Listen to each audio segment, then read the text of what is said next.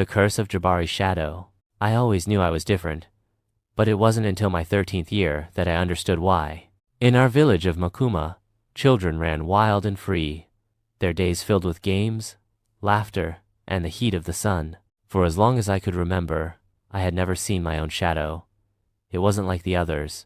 When I stood in the sun, the place where my shadow should have been was just empty.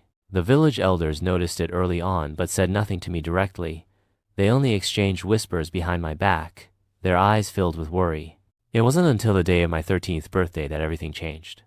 The morning started like any other. My mother smiled as she handed me a piece of freshly baked bread, her eyes sparkling with pride. "Today is your day, Jabari," she said. "The village will celebrate you."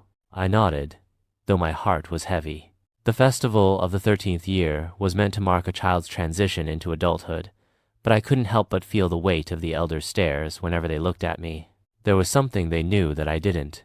As the sun climbed higher in the sky, the villagers gathered in the center. The drums began to beat, and children danced, their laughter ringing through the air. I tried to join in, but I could feel it, the absence of my shadow. The sun burned brightly, casting the shapes of every dancer across the ground. But still, I was without one. That's when Elder Nuru approached.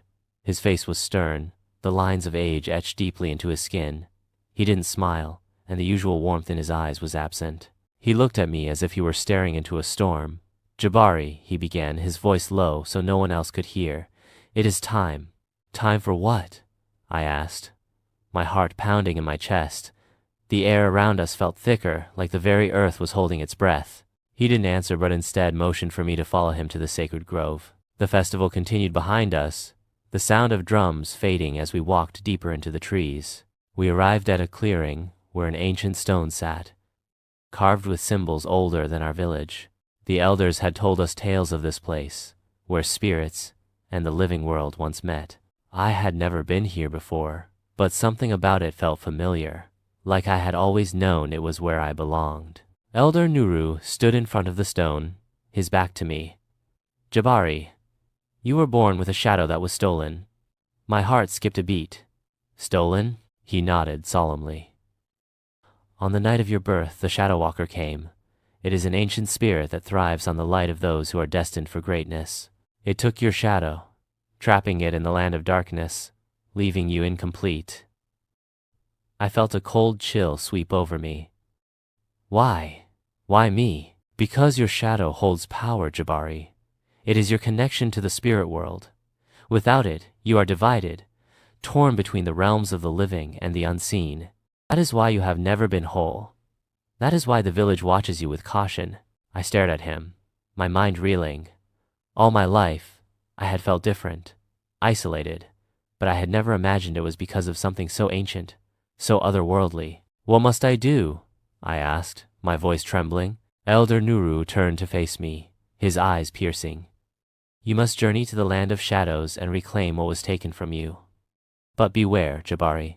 The Shadow Walker will not easily give up what it has stolen." I swallowed hard. "How do I get there?" He raised his hand, and from beneath his cloak he pulled out a small obsidian stone. It shimmered with a faint, dark light, pulsating like a heartbeat. "This stone will guide you, but know that once you cross into the land of shadows, there is no guarantee you will return." The weight of his words settled over me, but I knew I had no choice. I couldn't continue living half a life, never knowing what I was truly capable of. I took the stone, its cool surface tingling in my hand. As soon as I gripped it, the world around me began to shift. The trees blurred, the sunlight dimmed, and suddenly I found myself standing in a land where shadows ruled. The air was thick with darkness, the sky an endless void of swirling black clouds. There were no stars, no moon, only a dim glow that seemed to come from everywhere and nowhere. I took a deep breath and began walking, the stone pulsing in my hand, guiding me through the land of shadows. Strange shapes flitted at the edge of my vision, creatures that slithered through the darkness, watching me.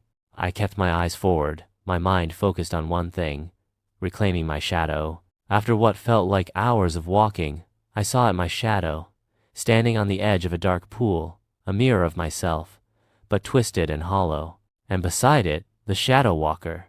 It was a tall, skeletal figure, its face hidden beneath a hood of swirling darkness. "I have come to take back what's mine," I said, my voice steady despite the fear coursing through me. The Shadow Walker tilted its head, a hollow laugh echoing from beneath the hood. "Your shadow no longer belongs to you," it hissed. "It is mine now, and with it, I have bound your power." I clenched the stone tighter, feeling its energy surge through me. "No, it is mine, and I will take it back." The Shadow Walker lunged toward me, but I was ready. The stone in my hand flared with light, and for the first time, I felt the connection between me and my shadow. With a cry, I pulled, drawing my shadow back toward me, feeling its weight settle into my skin. The Shadow Walker screamed, its form unraveling, as my shadow slipped from its grasp.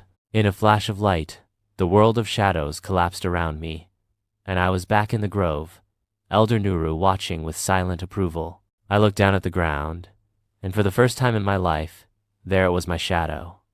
Whole, complete, and finally, a part of me. "You have reclaimed your destiny, Jabari," Nuru said. "You are whole again." And as I stood there, the sun warm on my skin, I knew I had crossed into something new. The boy who had walked into the land of shadows was gone. In his place stood someone stronger, someone who had faced the darkness and won. And that's me, Jabari.